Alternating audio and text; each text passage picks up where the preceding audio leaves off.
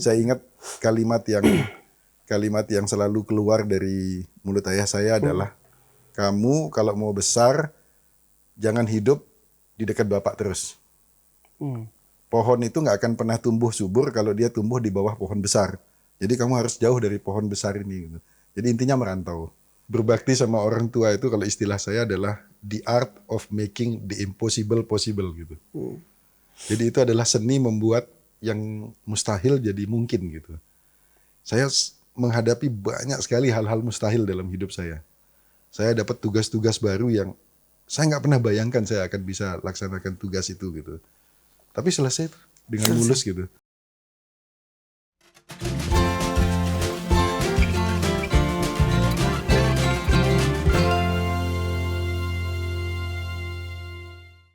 Halo Tribuners, Assalamualaikum warahmatullahi wabarakatuh. Jumpa lagi dengan saya, Sirtu Pilaili, jurnalis tribunlombok.com. Tribuners, Provinsi Nusa Tenggara Barat memiliki banyak tokoh muda yang saat ini berkiprah di kancah nasional, bahkan di sampai kancah internasional. Mereka tentunya menjadi tokoh-tokoh yang memberi inspirasi dan sangat inspiratif bagi pemuda dan masyarakat NTB, termasuk juga pemuda di Indonesia tentunya ya. Dan salah seorang di antaranya adalah Lalu Muhammad Iqbal. Beliau adalah putra kelahiran Praia ya, Lombok Tengah, Nusa Tenggara Barat, yang sukses menjadi dikenal sebagai Dubes, duta besar Republik Indonesia untuk Turki. Dan hari ini beliau sedang pulang kampung. Dan saya spesial menghadirkan buat Tribuners di rumah. Kami culik dia dengan studio Tribun Lombok. Kita akan berdiskusi, ngobrol-ngobrol santai. Mudah-mudahan banyak hal-hal informatif yang inspiratif bagi teman-teman di rumah. Ini dia Pak Lalu Muhammad Iqbal, Dr. Muhammad Iqbal. Assalamualaikum warahmatullahi wabarakatuh. Iqbal aja panggil. Iqbal ya? Mi Iqbal. Oh, Iqbal ya? Mi Iqbal. Bukan Iqbal yang jadi di film itu ya? Bukan. Tokoh muda ya. Selamat datang di studio kami Pak Iqbal. Terima kasih, ini kehormatan banget bisa bergabung sama teman-teman di Tribun News. Buat saya gitu kan, Tribun News sudah jadi udah jadi salah satu pilar berita news di NTB dengan kehadirannya sekarang ini. Jadi ini kesempatan yang luar biasa buat saya. Terima kasih Pak Iqbal. Pak Iqbal, ini orang masyarakat NTB khususnya sekarang banyak penasaran sama sosok Pak Iqbal ini.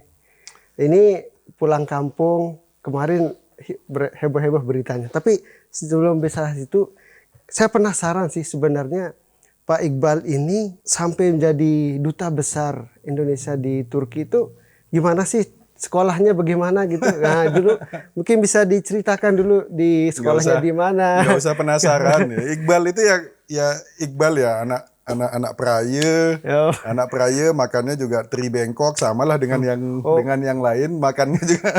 Tribuners Batur Tengah nih ya. Batur Tengah. Gak ada yang spesial sebetulnya. Saya menjalani hidup saya pada saat saya SD, SMP di Praia sama dengan teman-teman yang lain.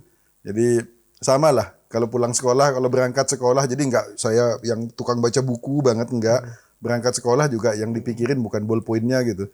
Jadi nggak ke perpustakaan. Bawa pancing lindung biasanya saya masuk di kantong. Karena pulang dari sekolah itu mancing lindung sepanjang jalan. Jadi hadiahnya bukan ilmu kalau pulang ke rumah tuh bawa lindung itu prestasinya itu. Berarti sudah sebelum pancing lindung itu bau longe itu tahu. Bau longe. Cari cacing itu ya. Kalau musim panen kita bau tengkung. Bau tengkung. Oh iya. Bau tengkung jadi sama, jadi nggak ada hal yang berbeda ya. Saya orang biasa aja. Kebetulan mungkin orang tua saya pada saat itu ya tokoh masyarakat. Ibu saya dari segi pendidikan saya alhamdulillah lahir dari bapak ibu yang berpendidikan. Ibu saya sarjana pertanian tapi memilih untuk menjadi petani juga di Praia membantu ayah saya, selain kemudian belakangan menjadi pegawai negeri sipil juga di Pemda Lombok Tengah gitu ya. Ini rumahnya di Praia di mana nih? Rumah saya di Praia kalau ditanya mana kampungmu, kampung pertama saya Lendang Ape. LE. Kita nyebutnya LE. Oh gitu, ya, Lendang Ape. Land up gitu, Lendang WhatsApp Ape. Gitu. Iya itu. Lendang Ape. Kita itu nama tempat yang pakai tanda tanya gitu. Iya, Rendang iya. apa gitu. Iya. Terus kemudian saya sehari-hari hidup di Ketejer. Ketejer ya. Ya, di Ketejer itu jauh di utara sana. Even sampai sekarang pun masih tampak seperti desa gitu. Ketejer, kemudian pindah ke Kauman yang sampai sekarang kita tempati rumah di Kauman. Karena waktu itu ayah kemudian menjadi ketua DPRD Lombok Tengah pada saat itu. Pindah-pindah negara itu ya. Dan kamu Ya, dari pindah. Kauman ke Zaman itu Ketejer. dari saking jauhnya terasa zaman itu kalau dari Ketejer ke Kauman tuh kita harus bawa paspor waktu itu. Iya, iya. Batur Ketejer, Batur Kauman ya. Batur Ketejer. Luar biasa. Kalau sekolahnya gimana nih? Apa Saya tadi SD SMP di Lombok Tengah di Praia. Dari SD 4 kemudian pindah ke seberangnya aja SMP 2. Kemudian ayah saya itu dari kecil tuh sudah menyiapkan saya untuk sekolah keluar. Saya ingat kalimat yang selalu keluar dari mulut ayah saya adalah, kamu kalau mau besar jangan hidup di dekat bapak terus. Pohon itu nggak akan pernah tumbuh subur kalau dia tumbuh di bawah pohon besar. Jadi kamu harus jauh dari pohon besar ini. Gitu. Jadi intinya merantau. Nah, setiap beliau punya kesempatan ke Jawa, beliau keliling mencari pesantren yang terbaik buat saya. Beliau lulusan Gontor, tapi beliau tidak menyekolahkan saya ke Gontor karena pada saat itu Gontor sedang tidak oke kondisinya. Sekarang udah oke banget Gontor. Dan beliau menemukan, oh ini ada sekolah yang bagus di Solo namanya As-Salam. Karena dia belajar ilmu agama tapi juga belajar ilmu umum. Nah, Bapak itu memang cita-citanya pingin lihat saya itu nanti dasar agamanya kuat tapi juga paham ilmu umum gitu. Jadi saya dari kelas 2 SMP udah dipersiapkan belajar sorof, nahu, mutolaah itu sudah belajar dari abah saya Tuan Guru Haji Sam'an. bisa baca kitab gundul nih kayak. Ya kitab botak bisa, kitab gundul bisa gitu. Pokoknya Bapak udah ngajarin lah ilmu alat ya namanya, ilmu dasarnya itu udah diajarkan oleh beliau gitu. Kemudian saya sekolah ke As-Salam, di As-Salam saya 4 tahun di pesantren As-Salam, kemudian kuliah ke Jogja. Nah pada saat di Jogja sebetulnya saya tuh pinginnya kuliah arsitek. Tapi jadi saya daftar arsitek. Kemudian ayah saya pinginnya saya hubungan internasional. Saya nggak tahu beliau punya imajinasi tentang apa tentang masa depan saya. Nah pada saat saya kuliah di arsitek, Bapak panggil saya bilang bahwa saya maunya kamu kuliah hubungan internasional. Terus saya pikir ya udahlah belum tentu kan cuman begini aja. Pasti susahnya gitu loh untuk kuliah hubungan internasional. Pokoknya pengen nyenengin Bapak Ibu udahlah gitu. Akhirnya ya saya ambil hubungan internasional. Tapi saya juga punya passion di sejarah. Jadi saya ambil 3-tiganya kuliah. Di mana itu? Katanya kuliah di 3 kampus.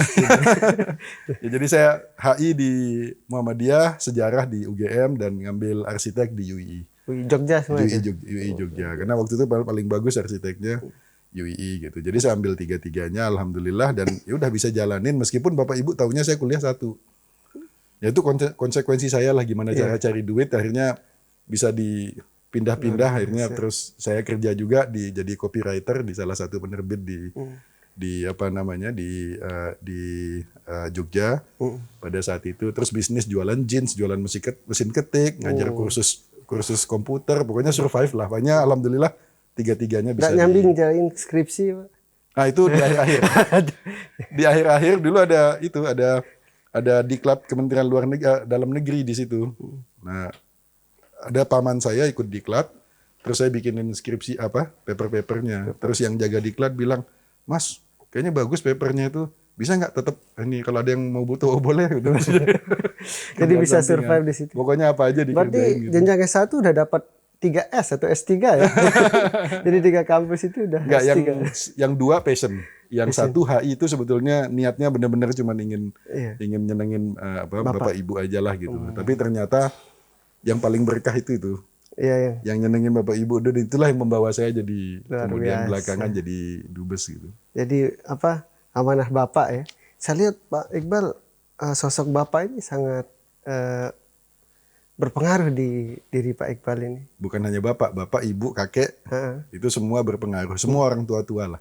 Tua-tua berpengaruh. Saya termasuk orang yang punya keyakinan bahwa kalau kamu harus memilih sesuatu yang berbeda dengan kamu harus punya pilihan yang berbeda dengan Bapak Ibumu, pilih yang Bapak Ibumu mau gitu loh. Itu kan hanya masalah mentransformasikan keinginan orang tuamu itu jadikan itu keinginanmu gitu. Iya. Nah jadi nggak perlu pakai ego juga ngadepin orang tua itu gitu. Iya. Kadang-kadang kan kita ego. Saya sering ditanya anak muda, Pak, mana ya? Saya mau studi ini, tapi ibu saya menyarankan ini. Ya udahlah, ambil aja ya ibumu. Gitu. Terus kan kita kan sekarang udah beda Passionnya dunianya. Kita beda. kan kebebasan gitu. Ya apa susahnya sih hanya merubah jadi nggak usah dilihat hitam putih gitu. Udah apa yang diminta bapakmu ibumu itu kamu coba aja untuk transformasikan itu jadi keinginanmu gitu loh. Udah. Jadi saya juga nggak terbeban. Saya jalanin kuliah itu dengan sangat baik, nggak terbeban. Yang tadinya keinginan bapak ibu saya rubah jadi itu keinginan saya gitu loh. Udah saya jalanin aja gitu. Jadi Dapat dua-duanya gitu. Ego anak muda ingin bebas itu bisa tidak melupakan perintah atau berbakti kepada orang tua. Ya, saya kira soal ego ini dimanapun kita hidup, mau jadi pemimpin, mau jadi anak, mau jadi orang tua, ego ini permasalahan yang harus diselesaikan gitu.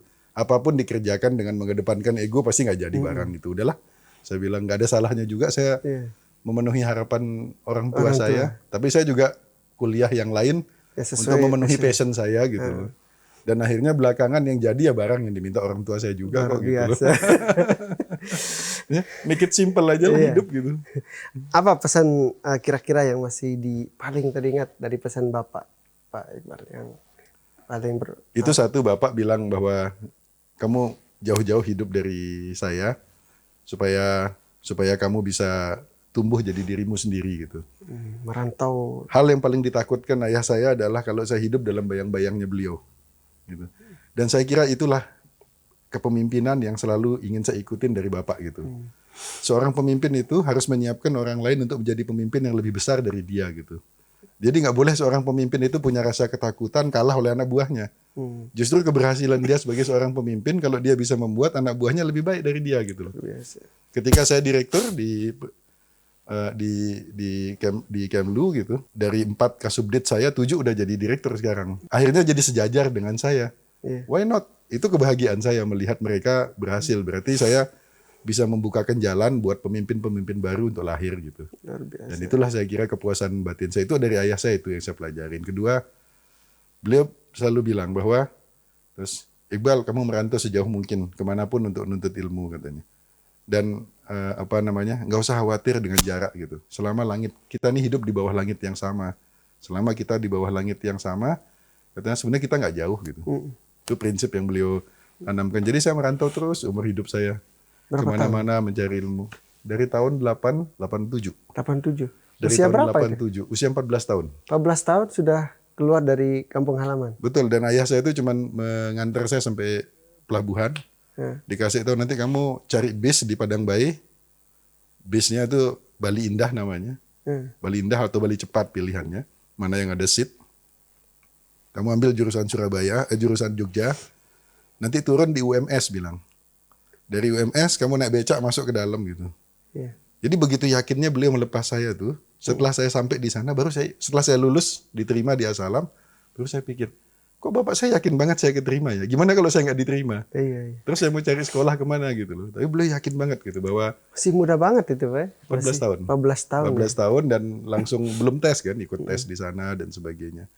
Tapi ya bismillah lah dengan doanya bapak ibu itu. Tapi tahun pertama itu hal yang paling berat buat saya adalah sholat Jumat. Karena saya dari kecil selalu sholat Jumat di sebelah kanan ayah saya. Jadi beliau itu selalu nenteng saya, minta saya pakai baju yang terbaik, sarung terbaik untuk sholat Jumat. Jadi ketika saya di Asalam pertama kali itu, setiap sholat Jumat saya nangis gitu. Ini biasanya sebelah kiri ada bapak nih gitu loh. Selalu Ero Gati lah kangen. Pelajaran itu yang biasa ya, yang pengaruhnya dijalanin. Berarti dari Lembar, setelah itu pulangnya Nah ayah saya bilang sama saya, kamu tidak pulang sampai kamu bawa ijazah. Jadi 4 tahun itu saya nggak pernah pulang. Nggak pulang sama sekali. Tapi beliau kasih kiriman ke saya. Kiriman ke saya. Terserah kamu mau kemana. Belum ada HP. Masih pakai wesel. Jadi saya pulang, terserah kamu kemana. Kamu mau pergi kemana, tapi tidak pulang. Jadi saya pergi sama teman saya yang dari Pulau Buru. Naik kapal kita ke Pulau Buru. Pergi sama teman saya yang dari ND. Bapaknya raja kapal sebetulnya dari ND. Kita naik kapal, kita naik bis dulu ke Pasuruan, dari Pasuruan naik kapal yang bawa kopra. Naik kapal itu selama 3 hari 3 malam sampai ke ke Flores, terus saya pergi ke Lampung. Jadi akhirnya ya membuka wawasan juga mata tentang kampung halaman orang lain seperti apa, dunianya orang seperti apa gitu. Nah, akhirnya saya pulang itu tahun 90 akhir, 90 ya. sudah lulus pada saat itu. Tapi untuk bisa dapat ijazah di pondok saya itu ada kewajiban untuk menulis riset, bikin riset kecil istilahnya. Jadi saya ambillah riset kecil itu tentang pariwisata di NTB. Itu jenjang pendidikan apa? SMA. SMA ya? Aliyah ya. Oh, udah bikin Iya, tapi riset. jadi harus namanya riset partisipatoris. Oh. Jadi kita harus turun melakukan riset itu dan hidup menjadi bagian dari tempat yang kita riset. Nah, kebetulan saya orang Lombok, saya bagian dari apa namanya Lombok, dan waktu itu lagi hypes-nya, lagi euforianya Senggigi. Senggigi ya. Lagi euforianya Senggigi tahun 90 itu. Jadi seakan-akan dengan proyek besar Senggigi ini akan menyelesaikan seluruh masalah lokal gitu. Nah, saya penasaran kayak apa sih gitu. Terus saya lakukan riset dan alhamdulillah saya dapat nilai A+ tuh risetnya. Apa isinya, Pak? Riset itu. Intinya satu, bahwa investasi besar itu tidak akan menyelesaikan masalah lokal. Yang harus menyelesaikan masalah lokal itu ada kita sendiri. Jadi kita sendiri, orang Lombok sendiri, orang NTB sendiri yang harus memikirkan pemimpinnya, tokoh-tokohnya harus memikirkan bagaimana menyelesaikan masalah lokal. Nggak ada keajaiban di dalam pembangunan itu. Tidak ada keajaiban gitu. Jadi pada saat itu semua orang bercerita tentang dengan adanya Senggigi ini semua kemiskinan habis. Pengangguran akan habis. Yang terjadi apa? Bukannya masalah lokal selesai, justru ada masalah baru. Iya. Ada gagap budaya. Iya. Kita nggak pernah menyiapkan masyarakat kita untuk menghadapi adanya orang asing yang membawa budaya yang berbeda. Kehidupan malam, seks bebas, drugs, TPPO, dan sebagainya. Itu muncul semua di situ gitu. Dan kita bukannya selesai masalah lokal, justru nambah masalah barunya. Kenapa? Karena kita tidak mempersiapkan diri kita. Iya. Jadi kita selalu menaruh harapan, menaruh mimpi yang tidak realistis gitu loh. Bahwa ini masuk selesai masalah lokal. Lupa bahwa setiap yang masuk itu membawa konsekuensinya. Terus salahnya siapa? Bukan salahnya pengusaha yang datang juga gitu. Mereka datang dengan logika kapitalis kan. Saya invest sekian, saya dapat sekian. Urusan masalah lokal tuh urusanmu gitu. Kamu yang harus memikirkan gitu. Nah, kita seakan-akan investor ini datang kayak Sinterklas gitu. Bawa hadiah gitu. Itu bukan hadiah, itu investasi. Yang dia juga minjem uangnya dari bank dan dia harus mengembalikan. Jadi fokusnya adalah ke situ gitu. Fokusnya cari bukan untung lah. Iya. Jadi fokusnya ke kegiatan kapitalistiknya itu gitu loh. Nah, kita yang harus menyiapkan masyarakat kita supaya supaya bisa mendapatkan berkah dari investasi itu gitu. Jadi sudah SMA sudah punya riset dan pemikiran seperti itu, Pak ya? Sudah dilatih. Itu ya kebetulan di Asalam kita tuh ada mata pelajarannya mengenai riset partisipatoris. Karena seorang santri itu tugasnya adalah membantu menyelesaikan masalah lokal. Bukan santri kan berdakwah kan? Oh, dakwah ya. Dakwah ya, tapi kan pada saat kita masuk berdakwah, umat itu sudah punya masalah kan? Iya. Sebelum kita ngisi hal baru kepada umat itu, selesaiin dulu masalahnya. Jangan ngomong surga neraka kalau masalah perut belum selesai gitu loh. Iya. Lombok Tengah demen aman kan? Iya, jadi pada saat kita bawa ujuk-ujuk kita datang bawa surga neraka gitu. Itu urusan nanti. Perut ini belum selesai gitu. Rasulullah sendiri bilang kok bahwa kemiskinan itu cenderung membawa kepada kekafiran gitu loh. Jadi kefakiran itu membawa kepada kekafiran gitu. Jadi artinya selesaiin dulu masalah basicnya umat, baru kita bicara mengenai yang lain gitu loh. Baru kita berdakwah gitu. Dan itu pendekatan yang terbaik, dan di Asalam itu yang diajarkan gitu loh. Jadi kamu harus tahu masalah lokal. Jadi saya izin waktu itu untuk riset di Senggigi, dan ayah saya akhirnya mengizinkan saya untuk pulang. Itulah saya pulang pertama kali. Biasa. Kalau Pak Iqbal pakai songke udah jadi tuang guru. Pak, tadi cerita yang naik bis lembar itu belum selesai ini. Saya masih penasaran, bagaimana 4 tahun tidak pulang, ibu itu gimana tuh? Ibu pasti. Itulah pengorbanan orang tua yang terbesar. Sekarang saya sadar betapa beratnya pengorbanan itu setelah saya punya masih anak. Rindu kan? Dan saya meninggalkan sekarang anak saya dengan selesai tugas saya di Turki, anak saya tinggalkan di Turki untuk nyelesain studinya gitu. Rasanya tuh beratnya minta ampun. Tahun lalu anak saya yang SMA-nya di Turki masuk ITS kan. Pisah sama dia selama setahun itu juga rasanya beratnya. Jadi saya bayangkan Ya 4 Allah, tahun. berat banget ya buat bapak ibu dulu melepas saya gitu. Tapi anaknya seneng-seneng aja, bisa semangat ya. Berat kok. Berat juga. Berat kok itu. Saya juga merasakan beratnya karena saya dekat sekali dengan Iya. bapak ibu itu, dengan sangat sangat dekat lah dengan beliau berdua gitu. Nah, terakhir yang dibekelin sama apa namanya ayah saya itu, dan itu dari saya SD lah beliau selalu bilang gitu. Ayah saya tuh alhamdulillah punya kelebihan lah. Jadi punya tanah, Iya. baik warisan maupun hasil beliau beli gitu. Dan cukup banyak gitu. Tapi dari kecil beliau tuh selalu mencuci otak saya. Brainwashing banget, kayak komunis banget gitu. Iya. Jadi Doktrin. ya doktrin banget gitu. Iqbal, kamu nggak akan saya kasih apa-apa. Bapak cuma mau kasih kamu ilmu. Itu berulang-ulang. Sampai jadi darah daging saya kali itu dah. Jadi saya berangkat itu, merantau itu dengan pemahaman bahwa saya nggak punya apa-apa. Jadi apapun yang ingin saya punya, itu adalah harus datang dari upaya saya sendiri gitu. Nah setelah besar gitu, kemudian saya masuk di Kemlu, saya sudah jadi direktur di Kemlu gitu. Dipanggil lah saya sama orang tua saya. Iqbal, ini kakakmu, adikmu udah saya kasih sesuatu gitu. Nah sekarang saya pingin ngasih kamu sesuatu gitu. Ini buat kamu nih, rumah, tanah ini. Saya langsung spontan bilang, ampura Bapak. Enggak, saya nggak mau nerima, saya bilang. Gitu. Warisan Pak.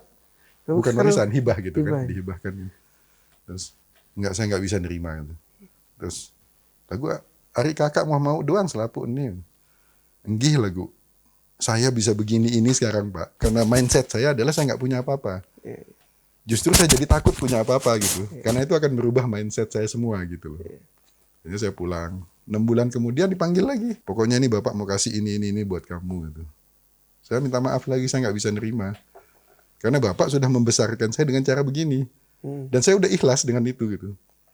Dan saya udah ikhlas dengan itu bahwa Bapak nggak ngasih saya apa-apa, hanya ngasih saya ilmu, ngasih saya itu.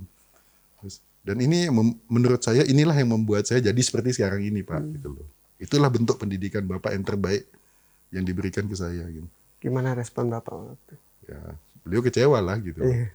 Tapi akhirnya yang ketiga kali panggil keluarga besar duduk semua ikut meyakinkan, akhirnya saya terima. Tapi saya niatkan ini bukan buat saya, ini adalah titipan Bapak Ibu untuk ngurus keluarga. Itu saya yakinkan. Dan saya kasih tahu ke anak istri saya, ini bukan warisan ya, ini bukan hibah.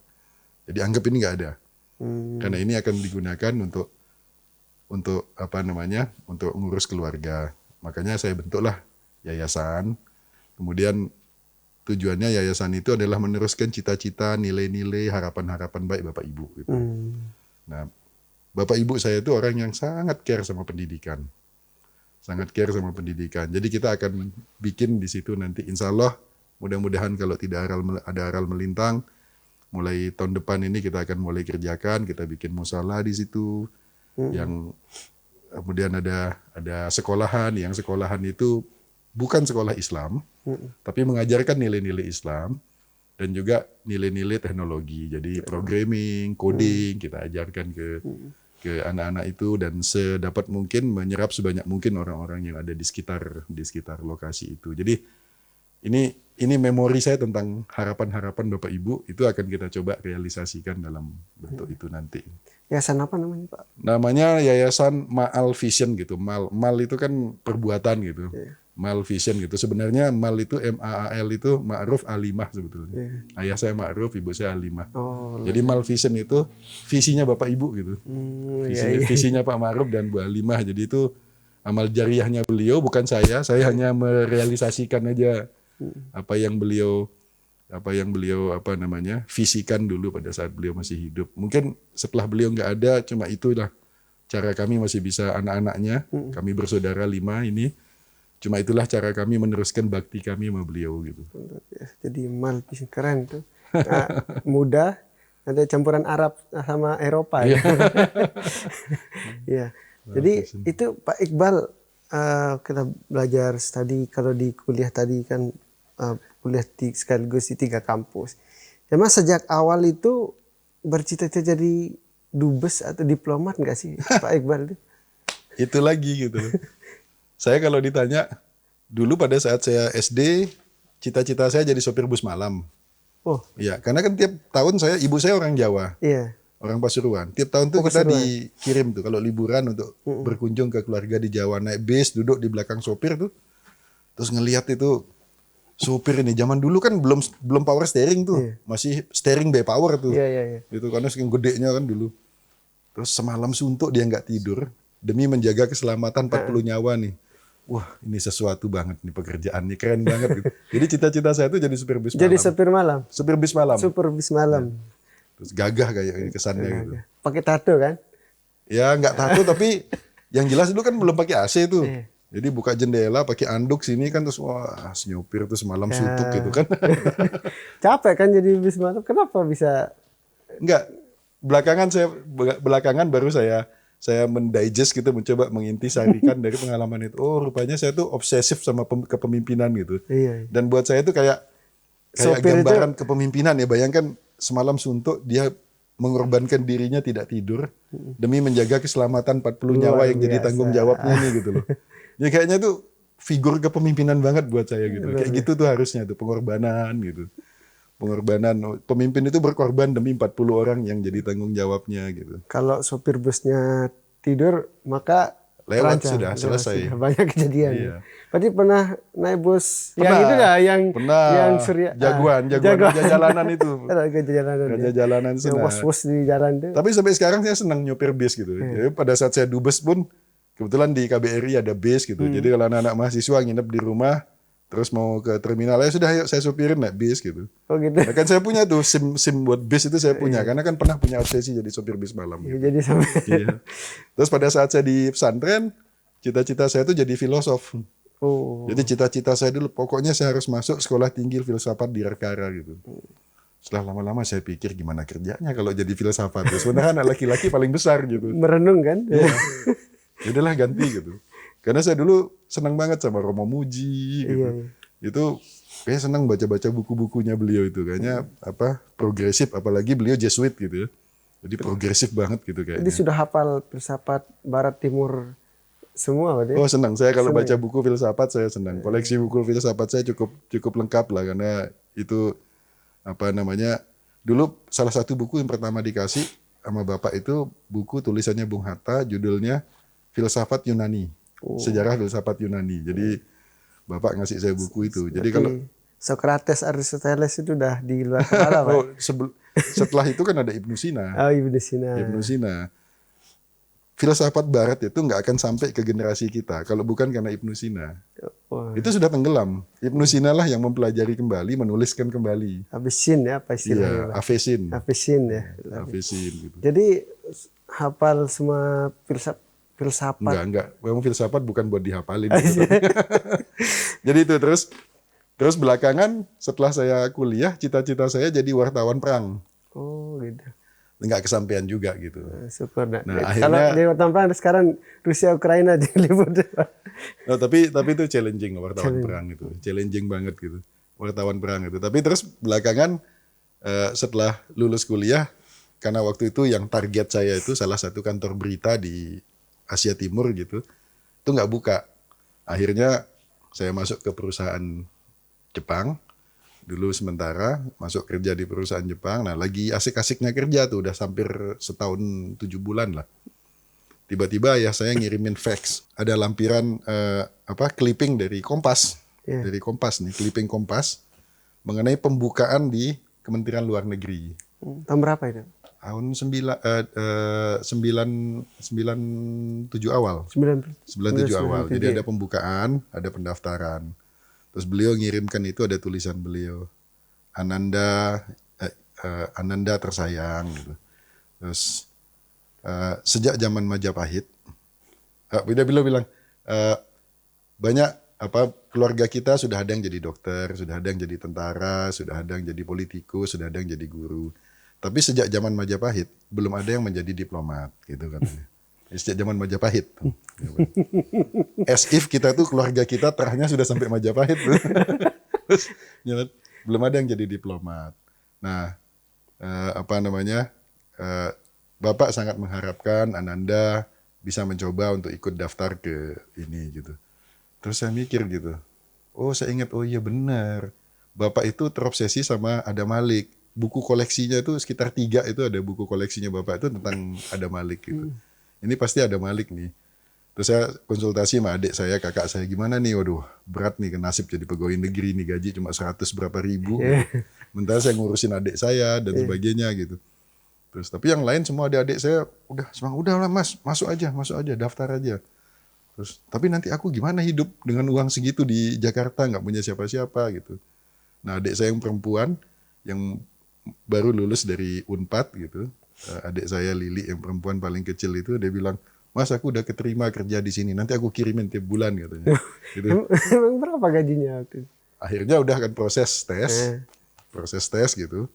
Terus pas tes pertama saya langsung telepon Bapak kan, lapor gitu, Pak alhamdulillah sudah tes, tapi jangan berharap terlalu banyak saya keterima Pak ya. Kenapa? Pak yang daftar ini anak jenderal, anak menteri, saya bilang. Kita ini bukan siapa-siapa gitu. Terus Bapak saya dengan santai aja jawab gitu. Lah gak usah takut katanya. Jangankan anak jenderal, anak menteri, anaknya malaikat Jibril sekalipun sainganmu, kalau memang kamu akan lulus katanya. Oh, jadi saya semangat. Terus di tes terakhir, wawancara kan 6 tes tuh. Tes terakhir wawancara, saya telepon lagi beliau. Pak, alhamdulillah sudah di tes terakhir. Mohon doanya, mudah-mudahan keterima. Terus beliau jawab, enggak, Bapak nggak pernah doain kamu keterima di Kemlu katanya. Lah kan Bapak yang nyuruh saya ikut tes. Enggak, Bapak itu doakan kamu keterima di tempat yang terbaik. Kalau kamu keterima di Kemlu, itulah yang terbaik. Kalau nggak keterima di Kemlu, ya itu bukan yang terbaik berarti gitu. Biasa. Jadi saya tenang aja udah waktu tes terakhir tuh, Bapak saya udah siap kok menerima saya tidak lulus gitu. Jadi saya nggak ada beban gitu pas tes terakhir. Terus begitulah prosesnya sampai karir. Dalam sepanjang karir saya itu 3 kali saya memohon kepada ayah saya menghadap ke beliau minta izin untuk keluar gitu. Karena mungkin memang DNA saya itu bukan DNA pegawai negeri gitu. Iya. Saya itu lebih dekat ke LSM kayaknya. Saya itu lebih NGO gitu ya. NGO dan wartawan ya. Social entrepreneur jadi wartawan kayaknya memang DNA-nya itu. Jadi pegawai negeri itu nggak mudah buat saya gitu. Jadi itu berat sekali, tapi udah karena keinginan menyenangkan, membahagiakan Bapak itu saya bertahan. 2 kali saya ngadep lagi, 3 kali saya ngadep lagi ditolak terus. Dan jawabannya selalu sama. Beliau bilang bahwa Dendek Sogul selama masih hidup. Jadi jangan keluar selama saya masih hidup. Di garis bawahi. Selama saya masih hidup jangan keluar. Udah akhirnya alhamdulillah beliau bisa hadir di istana, ibu bisa hadir di istana, menyaksikan saya dilantik sebagai dubes tahun 2019. Luar biasa. Udah. Terus beliau ngasih saya beberapa pesan-pesan yang akan saya ingat selalu, tapi itu tidak boleh saya buka pesan-pesan itu gitu. Gitu.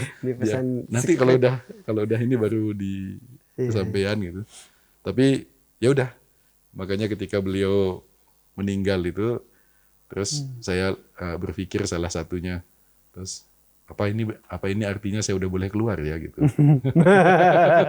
Terus ya mikir-mikir aja gitu. Gitu. Tapi ya begitulah perjalanannya sampai kemudian saya jadi duta besar gitu. Dan jadi dari cita-cita jadi sopir bus malam sekarang jadi duta besar. Luar biasa.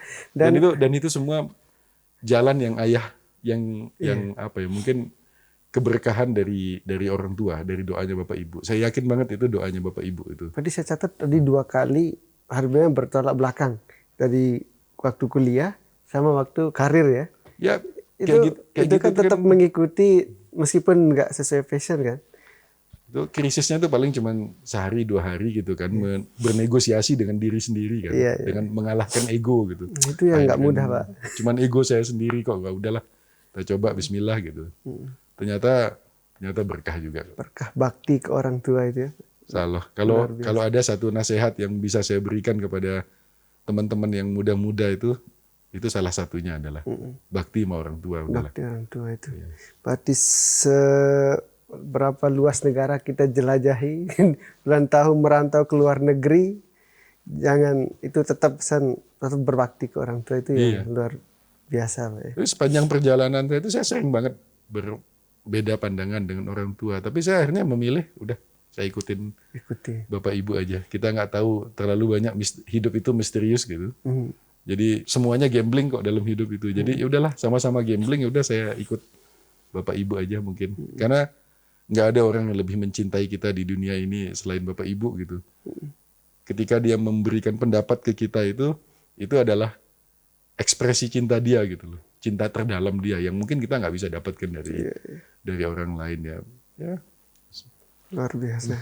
Buah dari bakti pada orang tua, Pak. Kan sering kita dapat nasihat berbakti ke orang tua dari SD kan. Biasanya kita nggak merasakan kalau masih muda. Itu hanya jadi pesan sepintas karena saking biasanya, Pak. Tapi Ya, kalau dengan experience gini kan, saya pinter enggak, ya kan? Hebat enggak, pas-pasan. IQ saya juga pas-pasan aja juga enggak lebih-lebih. Adik-adik saya itu IQ-nya jauh lebih tinggi dari saya gitu. Jadi ya karena itu aja, karena doanya ikhlasnya Bapak Ibu aja. apa yang mungkin secara ini kan agak sedikit, apa yang Pak Iqbal rasakan tadi dengan tips berbakti ke orang tua? Apakah semua jalannya mulus, mudah atau bagaimana? Berbakti sama orang tua itu kalau istilah saya adalah the art of making the impossible possible gitu. Jadi itu adalah seni membuat yang mustahil jadi mungkin gitu. Saya menghadapi banyak sekali hal-hal mustahil dalam hidup saya. Saya dapat tugas-tugas baru yang saya nggak pernah bayangkan saya akan bisa laksanakan tugas itu gitu. Tapi selesai dengan mulus gitu. Jadi kayaknya kebuka jalan itu. Seperti Allah itu udah, Tuhan itu seperti menyiapkan udah puzzle gitu. Puzzle itu terus terangkai aja gitu. Ketika kita berbakti, niatkan, ketika berbuat baik, niatnya untuk baktikan kepada orang tua itu, kayaknya the whole universe, the whole alam semesta itu kemudian saling berkonspirasi untuk mewujudkan apa namanya keinginan kita itu gitu loh. Biasa Itu gitu. yang saya rasakan itu kok tiba-tiba lo kok gini gitu. Jadi saya nggak pernah merasa bahwa saya jadi dubes, saya jadi direktur, jadi staf khusus itu karena pinter nggak. Itu saya doanya Bapak Ibu aja gitu. Doa ibu ya. Jadi I have Bapak, nothing to proud of. Saya nggak bisa nyombongkan sesuatu, nggak bisa membanggakan sesuatu. karena Saya- prestasinya karena saya pinter jadi gini, enggak gitu. Nggak pernah gitu. Saya tahu diri kok batas kemampuan saya siapa itu saya tahu persis gitu. Jadi saya nggak ngerasa bahwa itu karena kehebatan saya enggak gitu. Ya, doanya Bapak Ibu aja gitu. Luar biasa. Salah satu contoh misal kondisi tersulit yang pernah dialami kemudian tiba-tiba keajaiban, kira-kira ini nggak bisa ternyata selesai dengan tadi misalnya. Salah satu ya yang Salah satu yang aja. dalam yang kaitannya dengan karir saya gitu ya. Salah satunya. Saya tuh pernah jadi kalau di diplomat itu ada rank gitu. Sek 3, Sek 2, Sek 1, kanselor, minister, terus dubes gitu. Saya tuh masih menengah, masih kanselor gitu. Tapi tiba-tiba dubes saya jadi wakil menteri luar negeri. Dan sebelum jadi wakil menteri luar negeri, beliau itu sudah mengusulkan kandidasi buat Indonesia menjadi koordinator disarmament and non-proliferation, ngurus senjata nuklir itu loh. Oh, Gitu. Jadi koordinatornya untuk gerakan non-blok gitu. Beliau pulang, di atasnya masih ada senior. Entah gimana Jakarta memerintahkan, Kemlu memerintahkan lalu Muhammad Iqbal untuk mengambil posisi itu. Bayangin nggak? Level menengah, terus tiap hari harus rapat, memimpin dubes-dubes yang luar biasa top-top. Dubes Amerika di situ, dubes Iran juga di situ, Kuba di situ yang bertentangan. Dan Yang saya punya harus jadi koordinator. iya. Jadi saya harus mencarikan solusi tiap hari membahas mengenai masalah senjata nuklir itu gitu loh. Itu saya nggak bisa tidur tuh. Ini kalau salah pimpin rapat bisa dipencet nuklir itu. Bukan hanya itu gitu loh. Belum tentu dubesnya mau dipimpin saya gitu. Iya, iya. Belum Tapi tentu gimana itu? dubesnya. Ini kan masa kita dubes dipimpin sama kanselor beginian gitu ya, model begini gitu. Nggak hebat-hebat amat juga gitu. Saya telepon ibu saya, Bu, mohon doanya, Bu. Kalau hitung-hitungan, ini mustahil, Bu. Tapi dengan doa ibu insya Allah bisa gitu. Terus, iya nanti pasti ibu doakan gitu. Lah beliau manggil anak yatim didoakan gitu. Terus saya jalanin itu. Terus entah gimana kepikiran saya, oh ini harus ada mekanisme lain. Ini saya kumpulin orang-orang keduanya. Gini deh kita bikin working group ya. Kita bahas semua di sini. Nanti saya memimpin para dubes ini hanya untuk endorsement aja hasil kita gitu. Terus saya datang ke dubes Iran. Oh setuju, saya dukung. Datang ke dubes Inggris, dubes Amerika, ini kan bermusuhan nih. Maksudnya ini berhadapan nih. Susah sekali mempertemukannya. Even dubes pun susah mempertemukan mereka. Apalagi saya yang kroco gitu kan. Betul. Alhamdulillah itu berjalan dengan sangat baik. Terus kemudian berhasil menyelesaikan banyak masalah-masalah genting. Ya, masalah Iran, masalah Korea. Kita bisa selesaikan di isu itu. Tapi ini konflik luar biasa. Kars. Tadi syukurnya nuklirnya nggak jadi meledak, Pak. ya maksudnya masalahnya, isunya banyak. Ada isu-isunya isu-isunya tuh banyak lah. Ada isu nuklir security, safeguard, macam-macam gitu. Dan saya itu kan nol masalah nuklir. Saya bukan background saya bukan nuklir. Background saya bukan nuklir. Meskipun itu masalah politik, tetapi bukan politik nuklir background saya. Jadi yang dilakukan pertama itu telepon ibu, Pak. Pokoknya setiap ada masalah saya telepon ibu. Iya. Setiap saya ngadapin sesek gitu, berat gitu, ngadapin sesuatu, telepon ibu. Udah dengan doa ibu, insya Allah selebarang ini semua yang kelihatannya impossible ini jadi possible aja lah pokoknya semua. Saya yakin banget itu. Yakin banget. Makanya saya 2 kali saya punya calon mau nikah, ibu saya nggak srek, saya langsung pamit, saya bilang mohon maaf saya walaupun saya sayang sama kamu tapi ini ada satu yang ini saya lebih berat dari nuklir langgar. kan ini. Ini ada satu yang saya tidak berani langgar ini saya bilang. Udah, selesai udah. Nah, yang ketiga saya bawa ke ibu, wah ibu langsung antusias gitu. Dia feelingnya ibu ya. Langsung antusias, jadikan barang ini udah langsung nikahin langsung. Dan sampai sekarang langgeng, Pak. Karena di dunia itu hidup itu terlalu complicated buat saya gitu. Jadi saya butuh sesuatu yang simple untuk membuat judgement gitu. So untuk menyederhanakan hidup saya itu udah saya ikut ibu aja, ibu bapak aja udah. Gitu. Samina wa ta'na ya. Karena udah saya boleh meragukan cintanya orang lain kepada saya, tapi saya nggak mungkin meragukan cintanya bapak ibu ke saya. Jadi saya yakin itu saran itu adalah karena sayangnya dia sama saya gitu. Jadi ya udah. Luar biasa. Make it simple udahlah. Jadi kita bisa fokus otak kita, energi kita mikirin hal lain yang complicated gitu. Paling nggak dalam buat keputusan kita bisa simplify Restu gitu. apapun, Pak ya. Jadi restu ibu, doa ibu itu yang utama ya. Luar biasa. Nih kita dapat sama ini kita hanya dengar Tribuner. Jadi dengar jargon restu ibu, doa ibu, bakti orang tua. Tapi dari pengalaman Pak Iqbal ini kita bisa merasakan manfaatnya melakukan hal-hal simpel nasihat seperti itu. Tapi ada anunya juga itu. Banyak orang memanfaatkan tahu sifat saya ke bapak ibu gitu. Jadi kalau dia minta tolong saya, terus saya agak berat menolong. Dia ngomong ke ibu saya. Nanti ibu saya ngomong, aneh tolong wah. Nah, selesai udah cerita udah jadi perintah itu udah. Utangan dulu sebentar kasih utang berapa gitu. Selesai udah jadi perintah gitu. Nah, sekarang bapak ibu udah nggak ada ya. Jadi saya sempat agak gamang gitu belajar, saya nggak punya tempat untuk meminta keputusan-keputusan besar gitu. Jadi sekarang saya membuat keputusan itu dengan menarik memori-memori masa lalu gitu. Kalau saya begini, kira-kira ibu akan senang nggak ya gitu. Kayaknya ibu senang nih kalau saya gini. Kalau saya gini, bapak akan senang nggak ya gitu. Jadi ya masih sampai sekarang, Pak. Pak, luar biasa itu. Saya nggak bisa. Saya sangat kagum lah dengan apa yang kita diskusi tadi itu. Tapi saya boleh cerita lagi soal karir ini kan diplomat di luar negeri. Ini kan tidak mudah. Yang dari sekian banyak warga NTB termasuk, dan tidak mudah kan di dalam negeri aja susah gitu kan bersaing di nasional apalagi di luar negeri. Itu gimana Pak Iqbal untuk karir diplomat ini, menitinya seperti apa? Saya itu selalu menasihati ke teman-teman kerja saya ya, teman-teman kerja saya dimanapun saya berada gitu ya, bahwa melakukan pekerjaan ini karena kita jadi pegawai negeri ini kan niatnya pengabdian ya, birokrat tuh pengabdian, bukan cari kekayaan, bukan cari posisi, ini pengabdian. Nah, saya selalu bilang bahwa mengerjakan pekerjaan seperti ini ada tiga hal yang harus kamu ingat. Pertama, satu, kerjakanlah pekerjaan ini dengan hati. Dengan hati. Kedua, hati-hati. Yang ketiga, jangan masukin hati. Oke, tiga hati. Kadang kita berbuat baik aja, orang responnya negatif kok gitu. Saya di Turki juga gitu.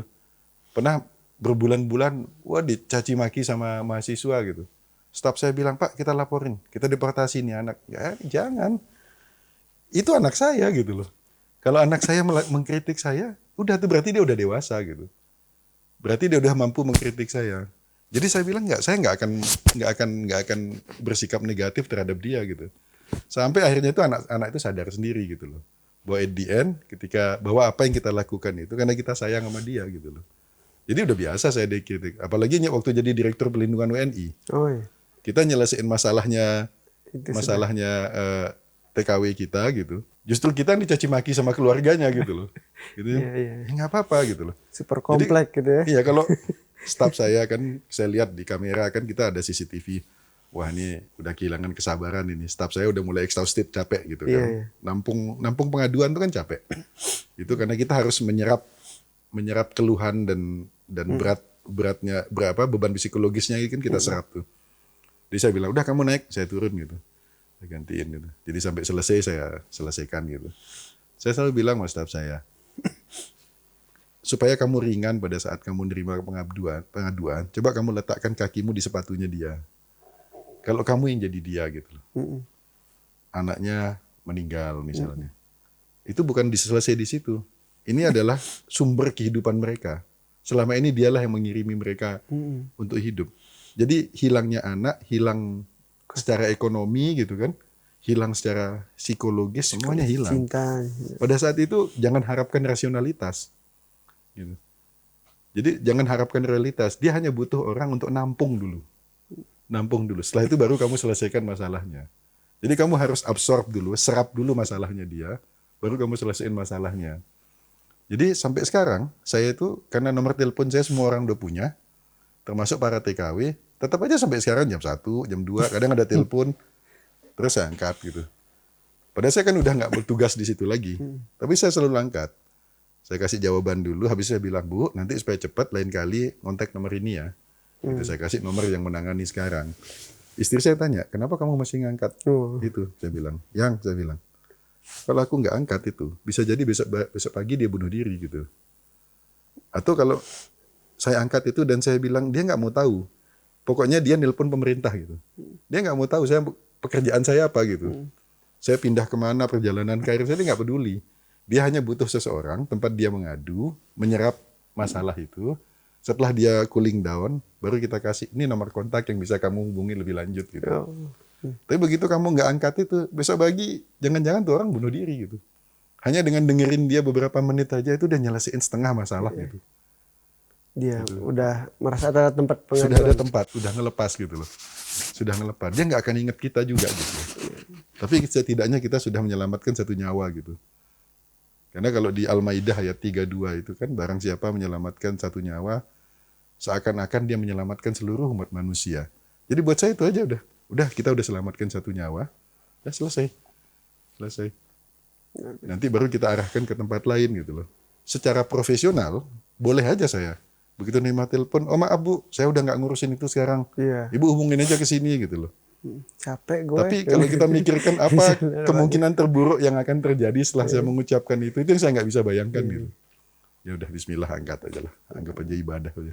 Udah jelaskan ke ibu ya, istri. Nah, itulah. Ini TKW bukan malam-malam. Awal-awal kaget istri saya. Lama-lama sampai sekarang pun, kalaupun bukan TKW yang nelpon saya tengah malam, dianggap TKW aja sama istri saya. Iya. Jadi itulah enaknya jadi Direktur Perlindungan WNI. Iya, luar biasa. Jadi artinya bangun karir itu sampai jadi diplomat itu memang harus ambisius atau gimana Pak? Ini Udahlah, jalanin aja. Jadi setiap tugas itu dijalankan dengan baik. Dalam menjalani karir, jangan pernah mengejar posisi. Itu prinsip-prinsip yang saya pegang dan itu yang saya wariskan ke adik-adik saya juga gitu. Adik-adik di karir saya bagi Kemlu. Gak usah kejar posisi. Tapi targetnya itu jangan posisi, tapi targetnya adalah menyelesaikan sesuatu. Kalau kamu kejar posisi, contoh misalnya orang, ambisinya adalah pengen jadi direktur gitu. Begitu dia jadi direktur, kemungkinan besar dia gagal gitu. Karena ambisi dia cuma jadi direktur. Selesai sampai di situ. Tapi kalau ambisinya, saya pingin banget menyelesaikan masalah urusan perlindungan WNI di luar negeri. Karena ini harusnya begini. Begitu Anda dapat kesempatan jabatan itu, Anda pasti jadi orang yang berprestasi gitu. Karena Anda akan gunakan posisi itu untuk menyelesaikan sesuatu. Kewenangan itu akan Anda gunakan untuk menyelesaikan sesuatu. Karena ambisinya bukan jabatan itu. Tapi kewenangan yang dimiliki oleh jabatan itu untuk menyelesaikan sesuatu, itulah yang dia kejar gitu loh. Jadi ide gagasan, harus punya ide gagasan dulu ya. Betul. Spirit, misal termasuk jadi jurnalis atau apapun kan juga harus punya apa? Sense of vision, sense of mission gitu. Iya, misinya harus Misinya jelas. apa sih? Iya. Misinya apa gitu? Kalau pemain bola itu kalau nggak punya misi ya back ditunggu aja. Tapi kalau punya misi kan, Betul. Jadi kita semua ini misionaris sebenarnya, karena kita harus punya misi gitu. Iya. Man of mission gitu. Kita punya misi. Jadi kadang orang tanya, wah kamu udah jadi direktur, wah, kesampaian ya keinginanmu gitu.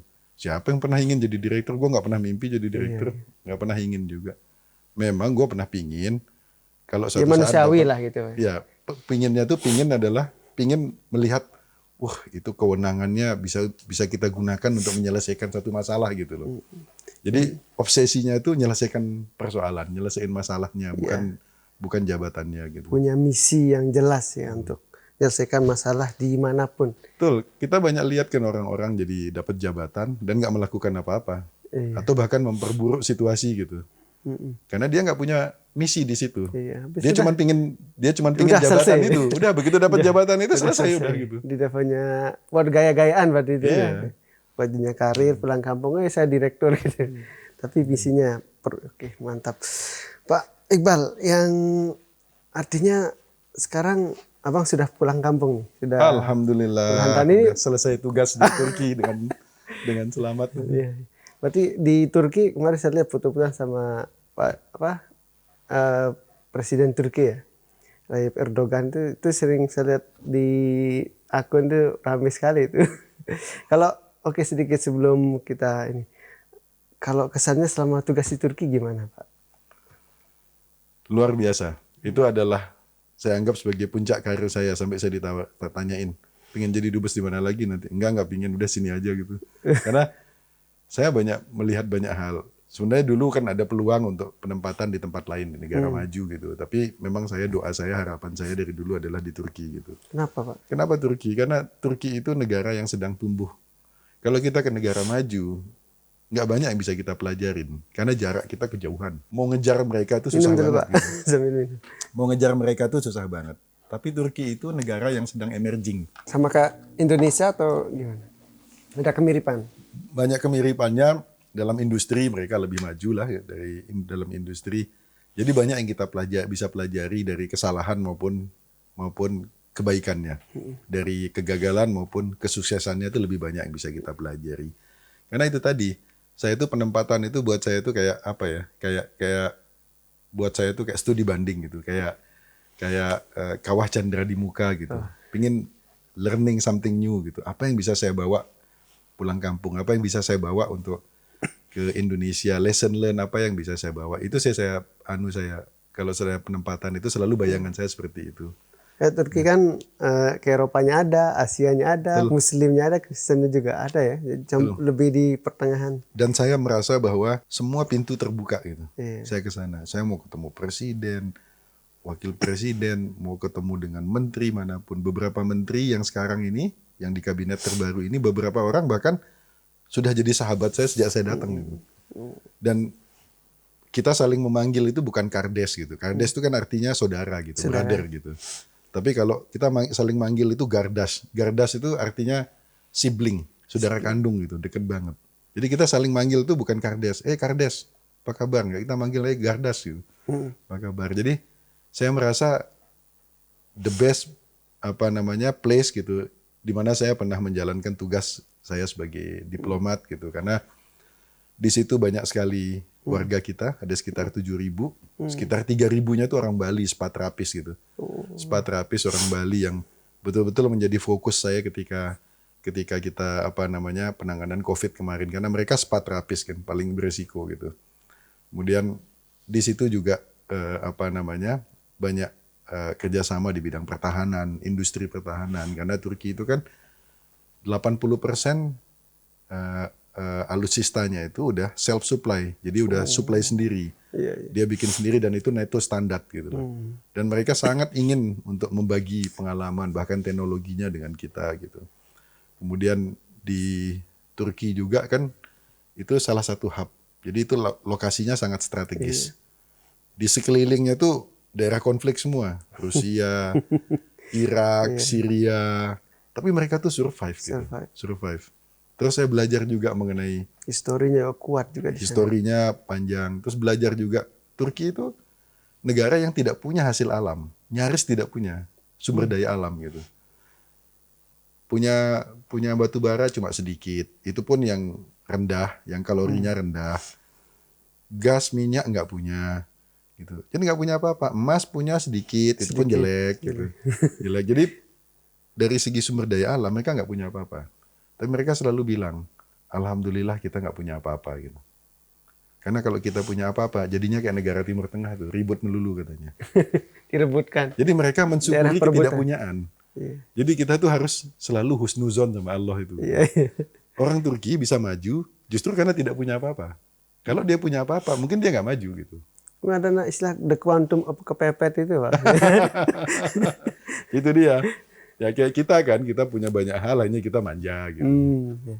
Ibaratnya kalau di Turki itu kan, apalagi di Ankara itu kan tandus dasarnya gitu. Ibaratnya kita tanam pohon jadi tongkat. Kalau di Indonesia, di Lombok apalagi kita tanam tongkat, besok tumbuh jadi pohon gitu. Saking suburnya gitu. Tapi mereka mensyukuri ketidakpunyaannya itu. Nah, jadi berada di negara-negara seperti itu membuat saya tambah syukur, ya Allah. Kok ada orang miskin di tempat kita ya dengan kekayaan yang sebegini besarnya.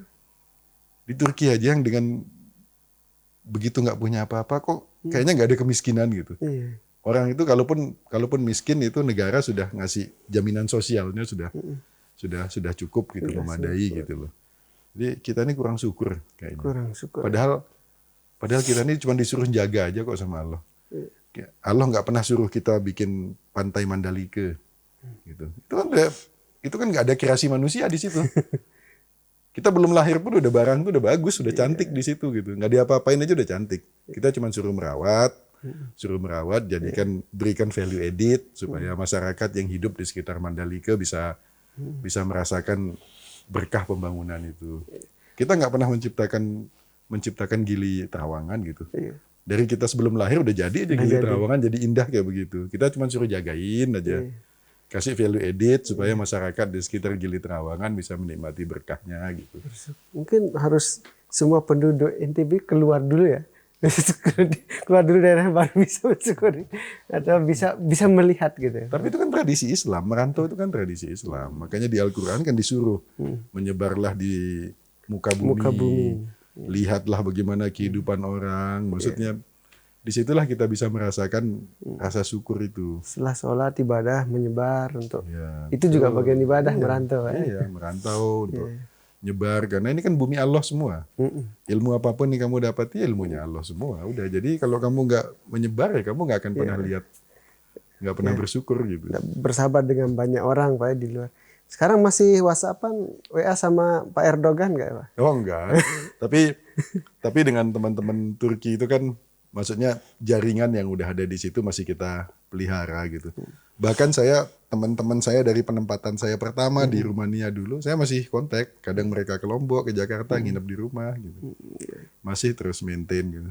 Bukan hanya itu, waktu teman saya sekolah, waktu di Jepang, waktu teman saya sekolah di Rumania, kita masih maintain lah. Ya. Artinya banyak konsep di luar, cara orang mengelola pariwisatanya, termasuk salah satu kalau nyambung ke tadi riset sejak SMA-nya tadi itu banyak cara ngelola kawasannya itu apa yang bisa ditarik kemudian ke NTB Pak yang bisa kita terapkan atau paling tidak bisa jadi prinsip yang bisa untuk tentunya tidak sama kan ketika di sana sama di sini apa yang bisa diterapkan? Banyak banget lah. Misalnya apa? Salah satu yang penting misalnya. Banyak banget. Contohnya misalnya di dalam industri salah satu persoalan kita di industri.